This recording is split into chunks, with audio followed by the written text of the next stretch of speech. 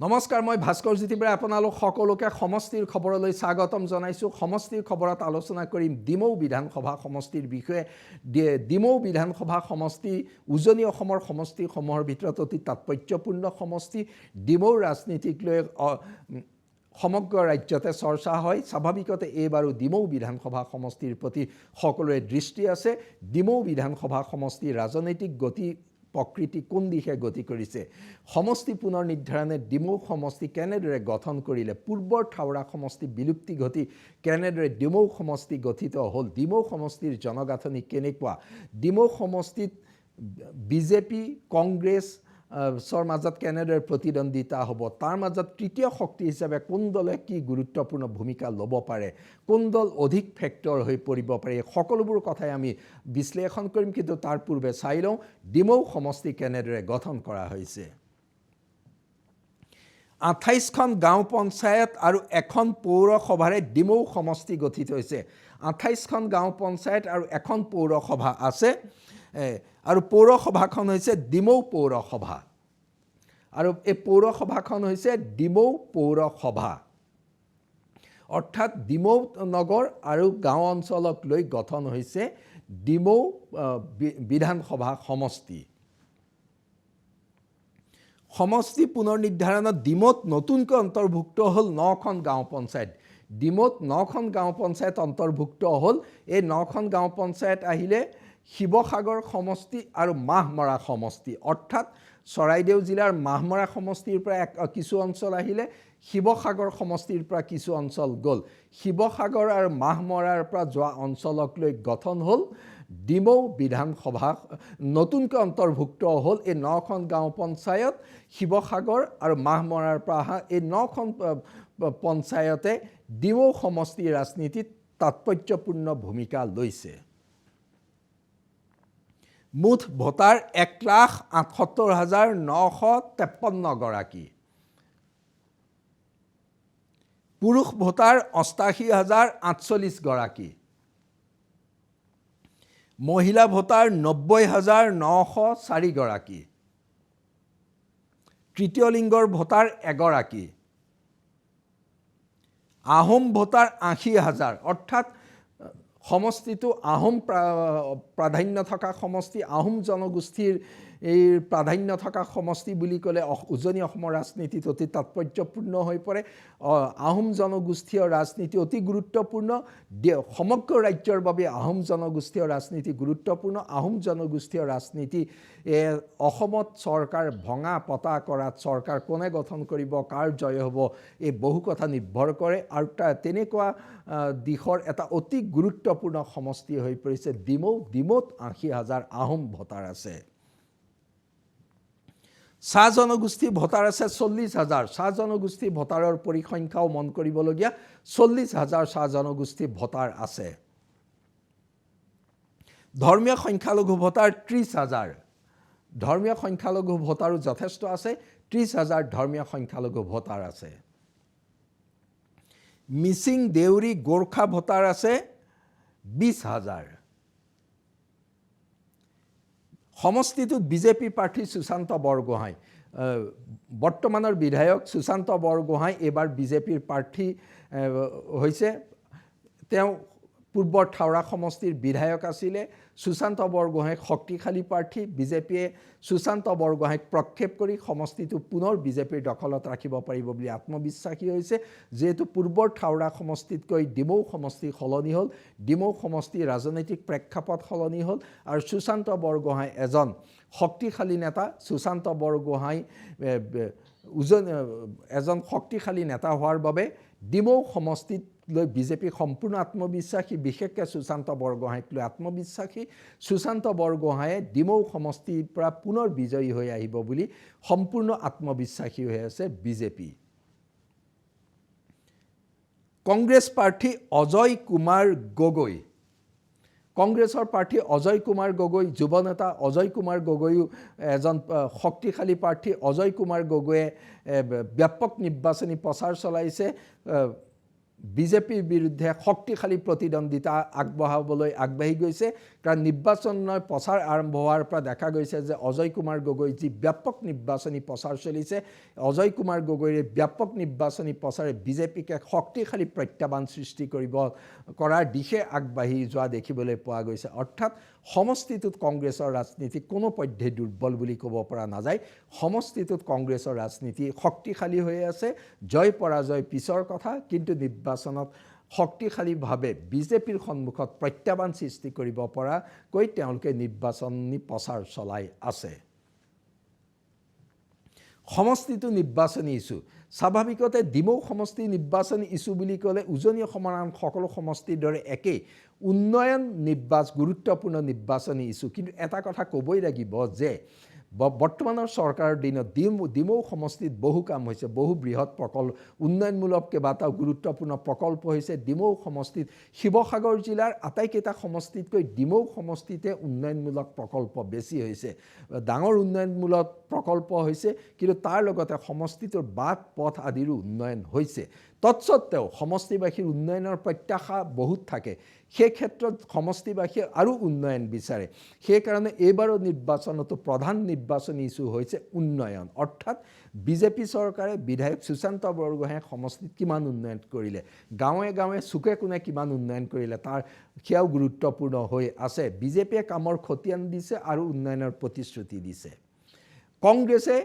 বিজেপিৰ দিনত কি নাই হোৱা তাক ভোটাৰৰ সন্মুখত দেখুৱাই দিছে আৰু তাৰ লগতে কংগ্ৰেছে তেওঁলোকৰ দিনত হোৱা কাম-কাজৰ কথা উল্লেখ কৰিছে অৰ্থাৎ উন্নয়নৰ দিশটোৱে মূলত ভোটাৰৰ সন্মুখত দেখা গৈছে বিশেষকৈ সমষ্টি উন্নয়ন তাৰ লগতে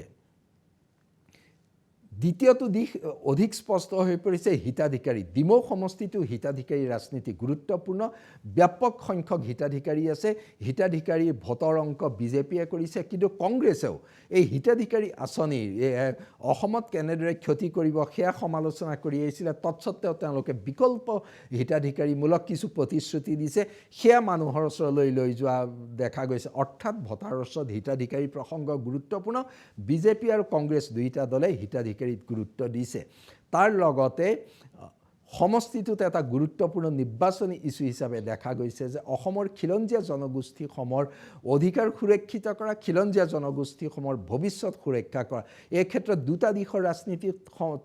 দেখা গৈছে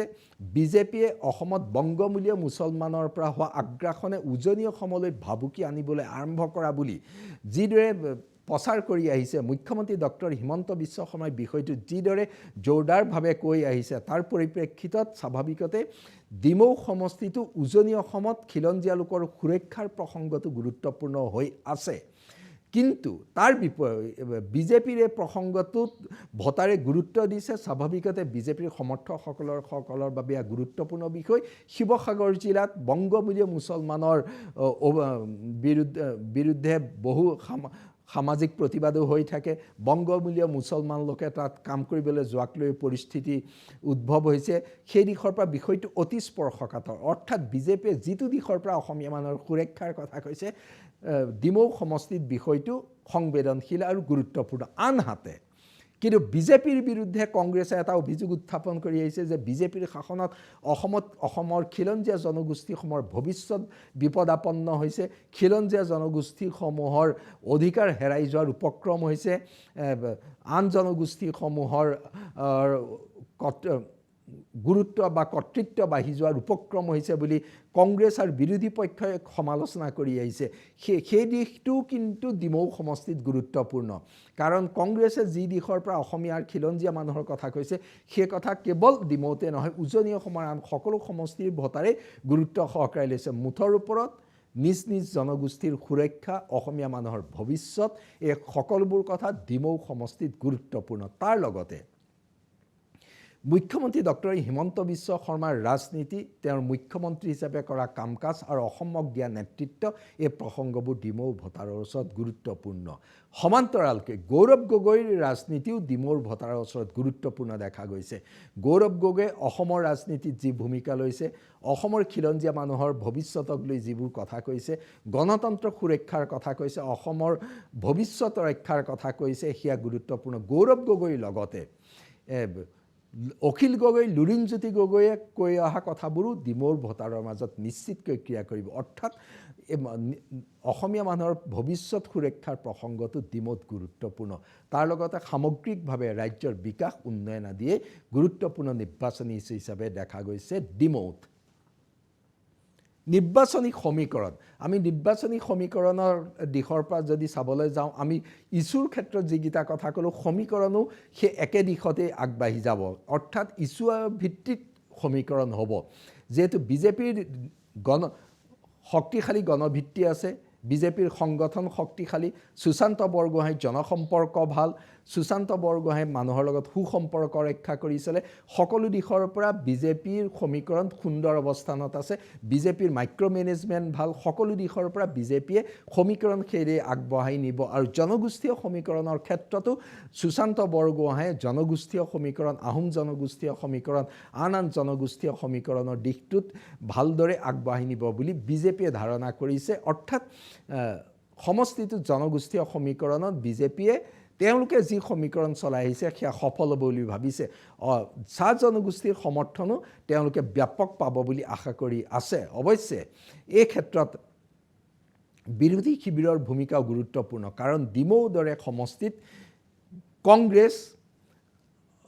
অসম জাতীয় পৰিষদ ৰাইজৰ দলে যোৱা কালছোৱাত যিদৰে বিজেপি বিৰোধী এক বাতাবৰণ গঢ়ি তোলাৰ চেষ্টা কৰিছিল সমগ্ৰ উজনি অসমত বিভিন্ন আন্দোলন প্ৰতিবাদ আদিৰ জৰিয়তে তাৰ প্ৰভাৱ নিশ্চিতকৈ ডিমৌত পৰিব আৰু সেই দিশৰ পৰা ডিমৌ সমষ্টিত বিৰোধীও বৰ এটা পিছ পৰি থকা অৱস্থানত নাথাকে অৰ্থাৎ বিৰোধীৰ হাততো জনগোষ্ঠীগত সমীকৰণ আছে বিৰোধীয়ে চাহ জনগোষ্ঠীৰ বাহিৰে আন জনগোষ্ঠীৰ পৰা আন জনগোষ্ঠীৰ ভোট বিজেপি আৰু কংগ্ৰেছৰ মাজত বিভাজন হ'ব চাহ জনগোষ্ঠীৰ ভোট বৃহৎ সংখ্যক বিজেপিলৈ অহাৰ সম্ভাৱনা আছে ধৰ্মীয় সংখ্যালঘুৰ ভোট কংগ্ৰেছলৈ যাব তাৰ বাহিৰে আন কেইটা জনগোষ্ঠীৰ আন সমূহ জনগোষ্ঠীৰ ভোট কিন্তু বিজেপি কংগ্ৰেছৰ মাজত বিভাজন হ'ব মূলতঃ এই দিশেৰে আগবাঢ়ি গৈছে নিৰ্বাচনী সমীকৰণ সুবিধাজনক অৱস্থানত কোন এটা প্ৰশ্নটো আহি পৰিছে সুবিধাজনক অৱস্থানত কোন ডিমৌ সমষ্টিৰ সকলোবোৰ দিশ পৰ্যালোচনা কৰি চালে দেখা যায় যে আজিৰ দিনত বিজেপি তাত সুবিধাজনক অৱস্থানত আছে আমি কৈ অহা কাৰণবোৰৰ কাৰণে ডিমৌ সমষ্টিত বিজেপি প্ৰাৰ্থী সুশান্ত বৰগোহাঁই সুবিধাজনক অৱস্থানত আছে তেওঁৰ দিনত বিশেষকৈ যোৱা 5টা বছৰত হোৱা উন্নয়ন কাৰণ পূৰ্বে এই অঞ্চলসমূহত নোহোৱা ধৰণৰ কিছু প্ৰকল্প হৈছে সেই কথা বিজেপিৰ সাংগঠনিক শক্তি সকলো দিশৰ পৰা তেওঁলোক সুবিধাজনক অৱস্থানত আছে বুলি সম্পূৰ্ণ আত্মবিশ্বাসী কিন্তু বিৰোধী পক্ষই বিশ্বাস কৰি আছে যে যিহেতু উজনি অসম বিশেষকৈ ডিমৌৰ দৰে সমষ্টিত বিৰোধী পক্ষই বিজেপিৰ বিৰুদ্ধে যিবোৰ অভিযোগ উত্থাপন কৰিছে অসমীয়া জাতিৰ ভৱিষ্যত বিপদাপন্ন কৰা গণতন্ত্ৰ বিপদাপন্ন কৰা এইবোৰে ক্ৰিয়া কৰিব সেইকাৰণে তেওঁলোকেও আশা কৰি আছে যে ডিমৌত তেওঁলোকৰ অৱস্থান সুবিধাজনক বিশেষকৈ ডিমৌত ৰাইজৰ দলৰ সমৰ্থন অসম জাতীয় পৰিষদৰ সমৰ্থনে নিশ্চিতকৈ কংগ্ৰেছ প্ৰাৰ্থীগৰাকীৰ শক্তি বৃদ্ধি কৰিব কিন্তু আজিৰ দিনত বিজেপি সুবিধাজনক অৱস্থানত আছে কংগ্ৰেছে শক্তিশালী প্ৰত্যাহ্বান সৃষ্টি কৰাৰ দিশেৰে আগবাঢ়ি গৈছে কংগ্ৰেছৰ শক্তিশালী প্ৰত্যাহ্বানকো আওকাণ কৰিব নোৱাৰি মুঠৰ ওপৰত আজিৰ দিনটোত ডিমৌ সমষ্টিৰ নিৰ্বাচনী প্ৰেক্ষাপট এয়াই